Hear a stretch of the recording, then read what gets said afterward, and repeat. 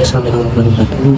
Saya kembali dari 285130005 Jurusan Ilmu dan Tafsir Season 14. Kali ini kita akan pembahasannya masih sama terkait produksi sejarah dan juga dari History of Quran Text. Untuk pembahasan sekarang itu di buku History of Quran ini sendiri kita akan bahas dari bab yang ke-5 dan ke-6. Kemudian untuk buku reproduksi Al-Quran sendiri kita akan membahas bab yang ke-4 dan 5. Yang mungkin langsung saja untuk pembahasan yang pertama kita akan membahas buku dari History of Quran. Nah, untuk pembahasan sekarang itu ada tentang bagaimana rekaman dari penyusunan selama dari periode keadaan rekaman penyusunan dari Al-Quran itu sendiri.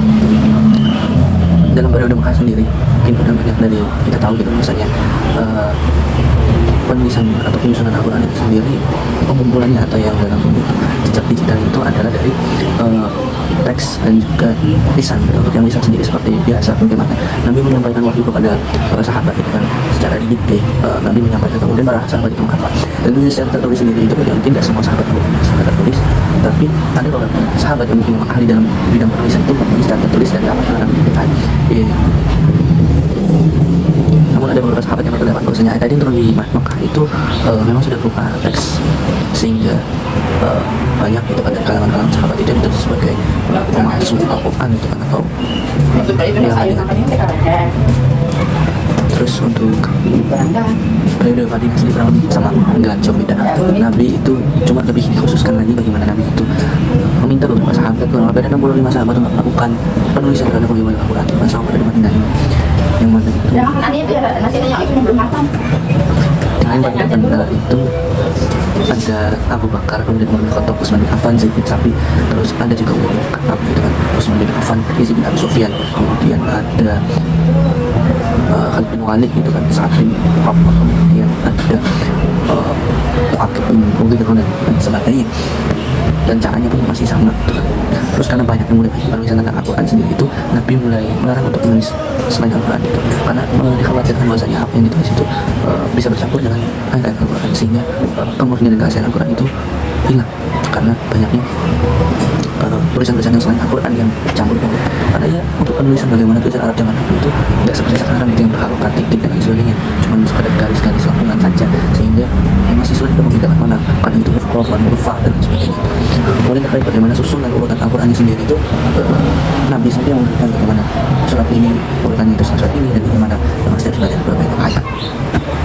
Nah, untuk selanjutnya itu adalah kompilasi dan penulisan Al-Quran sendiri, yaitu terjadi ketika sesudah masa Nabi wafat gitu kan, yaitu masa yang pertama itu ada kekuasaan Abu Bakar As-Siddiq, di mana Abu Bakar sendiri itu mulai mengkompilasikan Al-Quran atas desakan Umar, karena adanya kekhawatiran Umar itu terkait bagaimana banyaknya para penghafal Al-Quran yang wafat ketika perang Yamamah, sehingga muncul rasa kekhawatiran bahwasanya para penghafal Al-Quran ini bisa saja terbunuh semua di perang selanjutnya gitu. Sehingga Umar mendesak Abu Bakar untuk melakukan penyatuan atau pembukuan Al-Quran. Karena pertimbangan itu juga Abu Bakar mengutus salah seorang sahabat yang sangat dikenal sebagai sekretaris pribadi dengan Muhammad gitu kan, pertama dapat Misbah itu Zaid bin Thabit, untuk mengumpulkan lembaran-lembaran suhuf gitu kan, tulisan-tulisan yang telah beredar itu kan di kalangan para sahabat, dikumpulkan tulisan. Nah, setelah melalui banyak proses itu kan, ada sebuah juga disebut kan untuk metode pengumpulan atau penulisan ulang berdasarkan hafalan para sahabat. Jadi kita jadi suhuf tersebut walaupun masih adanya dari kertas kemudian makmul itu ada disebutkan jika jadi suhuf dan suhuf itu dipegang oleh Abu Bakar sendiri kemudian dijaga gitu, ada terusan kepada Umar bin Khattab selaku khalifah kedua sebagai arsip negara, hingga pas ketika zaman Utsman barulah untuk mulai melakukan penulisan ulang untuk dijadikan buku seperti itu untuk pembahasan buku yang pertama. Selanjutnya itu ada dari bagaimana dari buku rekonstruksi sejarah Al-Quran itu untuk pembahasan keempat dan kelima tentang bulan pertama Al-Quran, juga ada tentang mushaf Utsmani gitu kan, atau mushaf sebelum ada mushaf Utsmani yang diresmikan sebagai mushaf yang paling sebenarnya wujudkan utama dalam penulisan Al-Quran.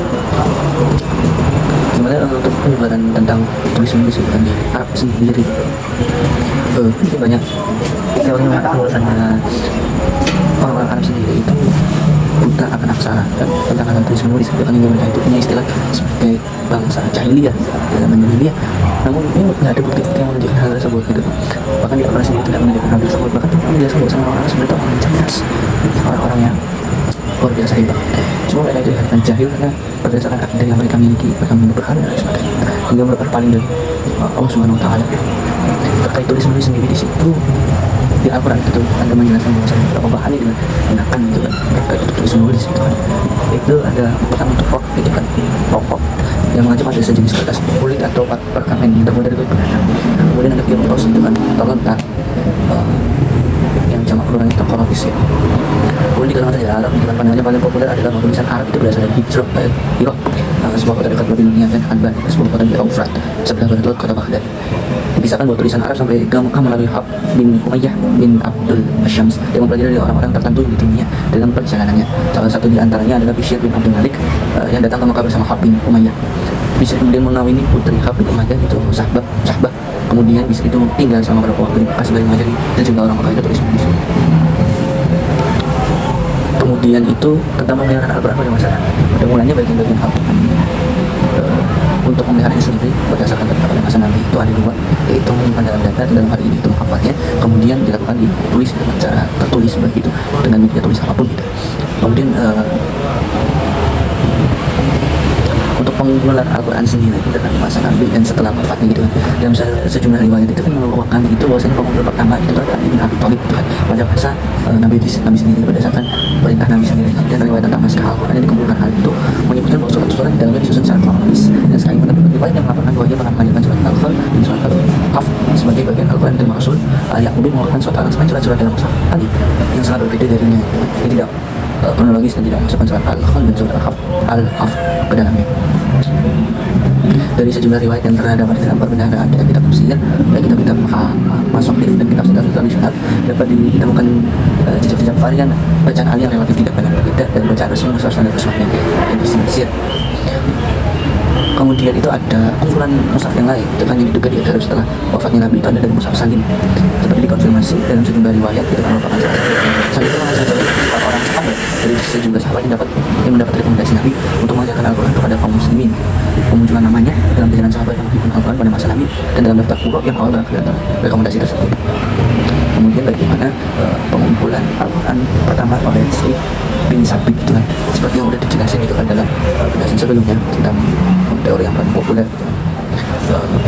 Untuk pengumpulan Al-Quran sendiri itu ketika masa khalifah yang pertama itu Abu Bakar yang dirasa pada Umar atas karena kesahannya wafatnya para mujtahid atau para penghafal Al-Quran, sehingga didesak untuk melakukan pengumpulan Al-Quran, yang mana Abu Bakar itu memerintahkan orang yang paling terpercaya yaitu Zaid bin Sabit dengan tim bentukan dari Abu Bakar dan Zaid sendiri gitu kan untuk mengumpulkan Al-Quran, di mana dia menggunakan beberapa saksi gitu kan untuk membantu dia melegitimasi, membantu dia untuk memvalidasi tentang ayat-ayat tersebut.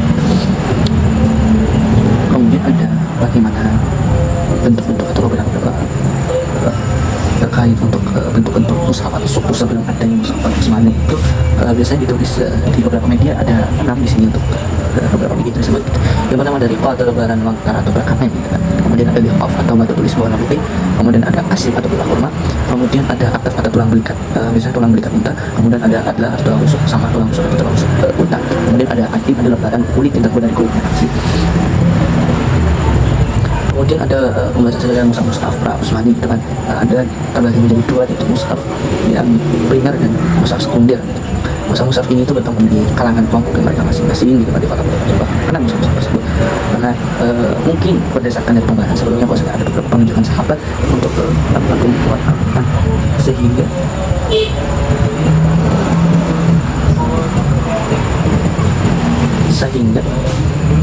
selanjutnya itu ada tentang pembahasan mushaf Utsmani itu bagaimana mushaf yang berkembang ketika masa sebelum adanya mushaf Utsmani gitu.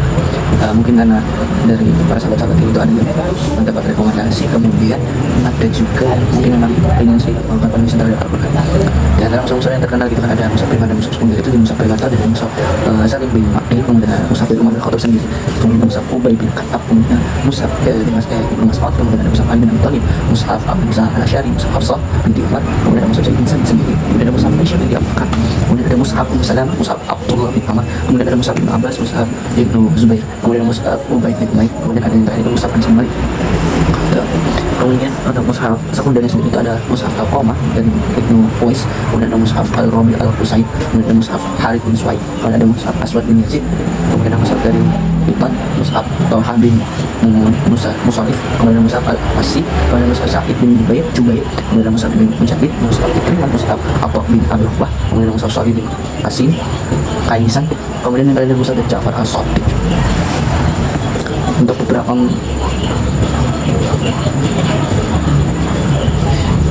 ya mungkin cukup sekian untuk